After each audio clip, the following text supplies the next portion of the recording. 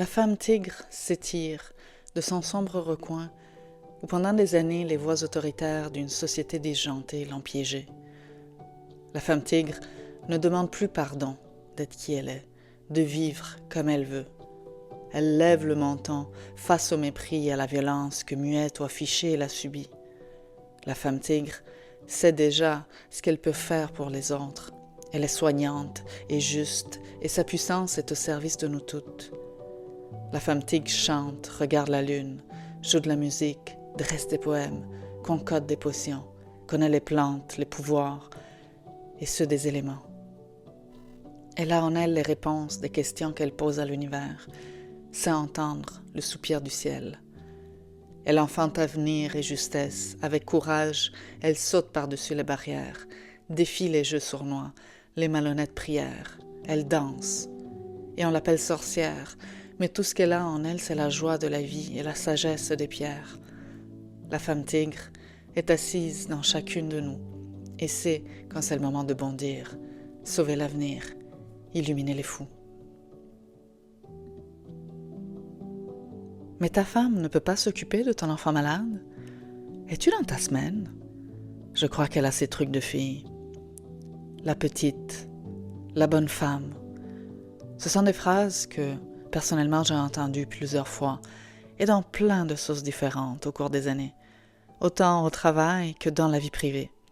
Et j'ai toujours eu la sensation qu'elles étaient inacceptables, mais je ne savais pas mettre le doigt dessus à ce moment-là. Je croyais que le sexisme était un problème d'une autre génération, ou d'un autre pays, ou des séries TV où les hommes tapent leurs secrétaires sur les fesses en les appelant ma pitoune. J'étais jeune, et je ne voulais rien dire par peur de ne pas me faire accepter. En quelque sorte, faire semblant que ça ne me dérangeait pas était aussi une façon de faire partie de la gang des gars. Une sorte de pouvoir, de supériorité acquise, que les gars c'est mieux, que les gars c'est moins compliqué. Et personne ne s'opposait face à ces commentaires non plus. C'était inadmissible et malsain, mais aussi très sournois. Et voici ce que j'ai découvert. Selon une étude de Harvard de 2020, 77% des hommes croient qu'ils font ce qu'ils peuvent pour soutenir l'équité des genres. Seulement 41% des femmes sont d'accord. Quelque part, le bas blesse. Les préjugés fonctionnent sur la base d'une catégorisation sociale. Alors, c'est un processus qui permet aux gens de filtrer l'énorme quantité d'informations de leur environnement et de les simplifier en exagérant des traits et en minimisant les différences. Ces raccourcis mentaux sont sournois, comme je le disais, parce qu'avec la répétition d'un stéréotype et l'aval, avoué ou pas d'un groupe, on finit par les internaliser. Et même les victimes peuvent les internaliser. Et les internaliser, ça veut dire y croire. Donc, on finit sans le savoir ou le vouloir par y adhérer aussi. Ce qui veut dire qu'on va accepter ces préjugés comme la réalité et même jouer le jeu. On va commencer à les utiliser comme des figures de style parmi tant d'autres. Les collègues hommes qui ont dit ces phrases, la petite, la bonne femme, etc., sans le savoir, ne faisaient que répéter ce qu'ils avaient entendu ou des comportements dont ils avaient été témoins et qui n'avaient pas été corrigés. Mais les hommes ont un rôle majeur à jouer dans la lutte au sexisme, parce que l'aval silencieux est tout aussi insidieux et toxique qu'un commentaire de profilage. Alors, c'est difficile de briser ces commentaires et ces attitudes. Ça prend du courage. Mais on peut essayer de faire virer le paquebot par des petites actions qui peuvent avoir une grande influence. Alors, encore, nos chers amis de Harvard nous proposent quelques idées. Utilisez la règle des 2 secondes. Alors, essayez de dire « ouch » ou « aïe aïe » haut et fort quand vous entendez un commentaire sexiste. Ça vous achète quelques secondes de plus pour élaborer votre réponse et pour faire sentir l'autre personne assez déplacée, merci. Ayez déjà aussi en tête des réponses éclairs comme « on ne parle pas de ça ici » ou « c'est pas drôle » ou « c'est un vieux stéréotype » ou « est-ce que tu voulais vraiment dire ça ?» Une autre façon, c'est de parler au jeu. Donc, je n'aime pas qu'on parle ainsi des femmes ou j'aimerais mieux que tu arrêtes d'appeler nos collègues les petites. Parler aussi d'une expérience personnelle. Donc, c'est toujours plus puissant de donner un exemple qui nous concerne, comme je sais que ma femme a vécu ou a assisté à ce genre de comportement dans son travail et je ne veux pas que les femmes reçoivent ce même traitement ici. Ou discuter en privé avec la personne qui a fait la remarque. Bon, ça c'est un peu plus difficile et ça exige encore une coche de courage de plus, mais vous pouvez exprimer votre malaise tout comme l'autre femme se permet d'exprimer son point de vue sexiste. Pensez-le de même. Parce qu'on est toutes et tous complices de créer un monde plus sain. En tant qu'autrice, j'ai toujours senti que j'écrivais pour mieux comprendre le monde.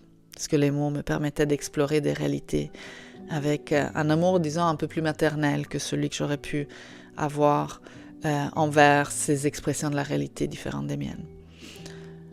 Mais aujourd'hui, je me rends compte que ma mission, et pas seulement en tant qu'écrivaine, mais comme humaine, est fortement liée à ce désir de libérer la femme, ou plutôt le féminin, et ses valeurs intrinsèques dans le monde.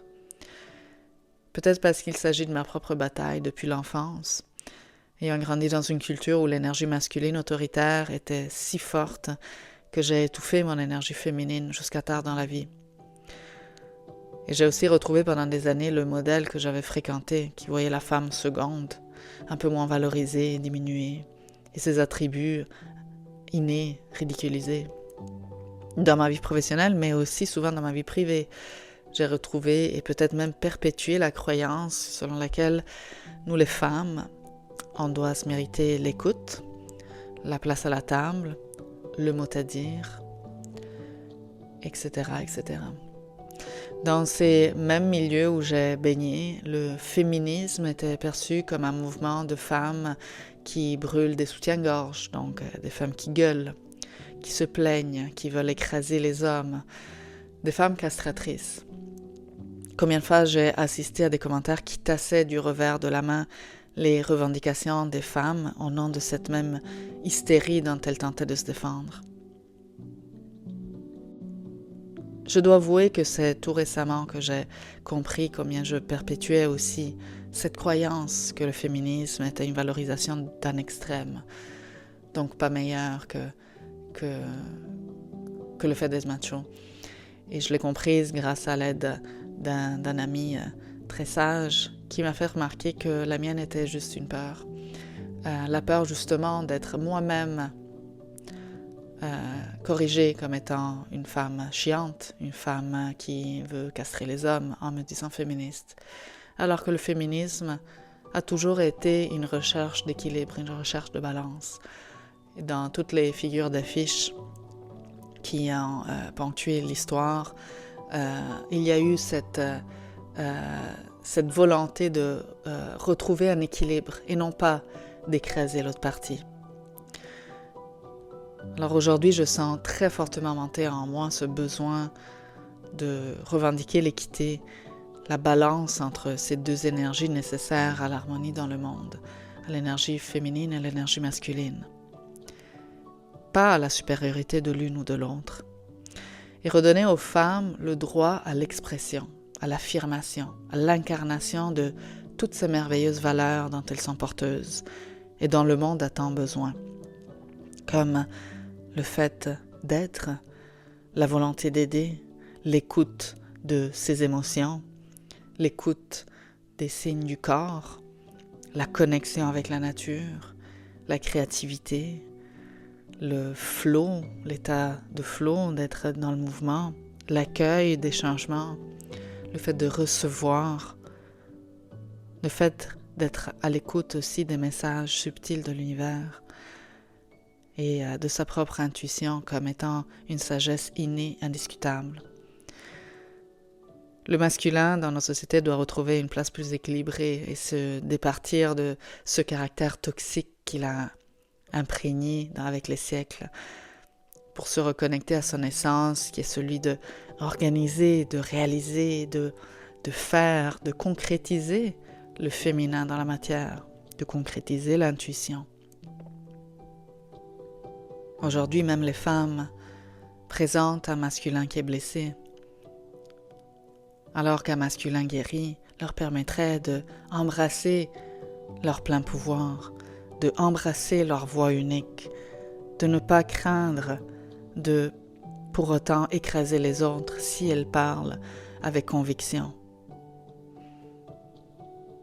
Cette mission d'écrivaine ou de vie, si mission il s'agit bien, devient de plus en plus évidente pour moi à mesure que j'assume cette blessure dans mon féminin sacré. À mesure que j'accepte que le monde dans lequel j'ai grandi en était un qui reproduisait un modèle toxique, qui séparait les humains au lieu de les unir. Et j'incarne de plus en plus cette mission à mesure que j'accepte et j'apprends de cette blessure profonde. J'apprends moi-même à être dans mon féminin. Notre mission de vie, si on veut l'appeler ainsi, émane de nos ombres. Donc, ces blessures d'enfance, ces peurs, ces angoisses, ces blocages. Sur notre chemin de vie, on trébuche constamment sur ces invités indésirés, nous portant de plus en plus à utiliser la torche de notre attention pour les illuminer, les voir, un après l'autre, afin de les éviter peut-être au début. Mais en tentant de les éviter, on les inonde aussi de lumière. On les met sous le focus, on les regarde, et qu'on le veuille ou pas, qu'on le comprenne en conscience ou pas, elles animent notre chemin. Notre mission émane de nos ombres. Je vais vous laisser sur un dernier poème que j'avais écrit, toujours inspiré par cette quête de libération du féminin qui inspire à ce jour différents écrits et que je vois autour de moi, dans les personnes que je fréquente, combien cette émergence devient de plus en plus importante, autant dans les discours que dans les façons de vivre, dans les choix de vie. Dans ce qu'on valorise comme information, dans ce qu'on valorise comme façon de vivre ce monde. Donc, je vous laisse avec un poème que j'ai nommé Wild Women Rising.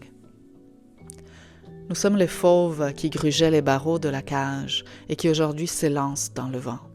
Nous sommes la grâce, la force, l'intuition, le don de soi, la créativité.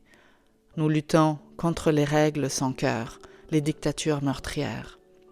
La mort n'est qu'une étape dans l'aventure de libération. Par milliers autour de notre mère Terre, nous joignons nos racines invisibles et chantons au ciel les litanies de nos rêves.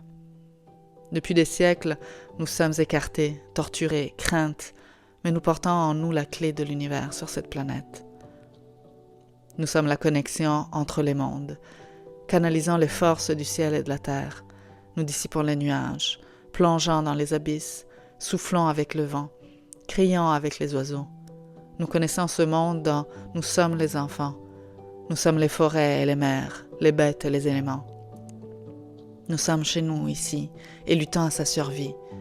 Aujourd'hui, tout ensemble, telle une meute silencieuse et indestructible, nous revenons pour de bon, sauver et faire renaître l'amour le plus puissant, élever les êtres à leur plus haute destinée, et ceux qui n'en voudront pas resteront en arrière. Nous venons, femmes sauvages au cœur de tigresse, battantes de lumière. Merci tout le monde. À la prochaine.